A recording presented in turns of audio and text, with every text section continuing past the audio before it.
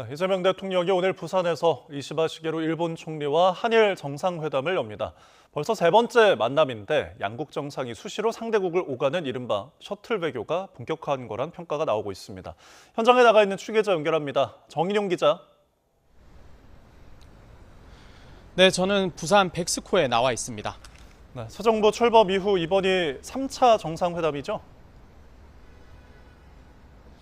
네, 그렇습니다. 지난 6월 캐나다 G7 정상회의를 계기로 열린 1차 한일 정상회담과 지난달 일본 도쿄에서 진행한 2차 회담에 이어 이번이 세 번째입니다.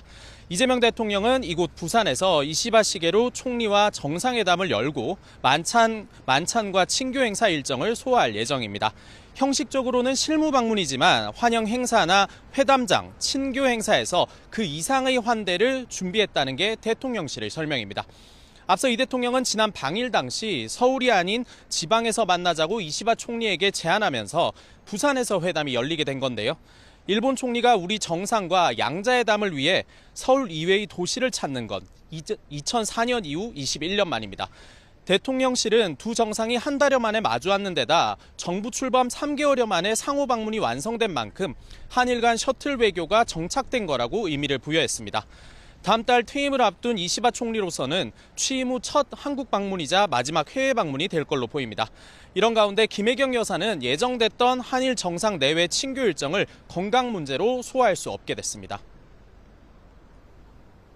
네, 두 정상이 벌써 세 번째 만남인 만큼 다양한 이야기가 오갈 것 같은데요. 오늘 회담의 의제는 어떻게 전망됩니까?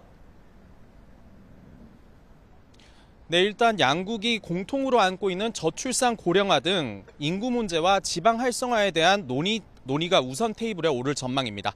지난달 정상회담에서도 관련 협의체 출범에 공감대를 이룬 만큼 구체적인 운영 방안을 모색할 걸로 보입니다. 또 인공지능과 수소 등 미래 산업 협력 확대 방안에 대해서도 의견 교환이 이뤄질 예정입니다. 특히 공식 의제는 아니지만 두 나라 공통 관심사인 대미 관세 협상 후속 조치를 둘러싼 이야기도 오갈 가능성이 큽니다. 먼저 미국과 관세 협상을 끝낸 일본 측으로부터 우리 측이 조언을 구할 수 있을 거란 관측입니다. 과거사 문제가 언급될지도 관심입니다. 이시바 총리가 한일 관계에 우호적이고 역사 문제에 전향적인 입장을 보여온 만큼 유의미한 입장 표명을 할 수도 있다는 기대감도 흘러나옵니다.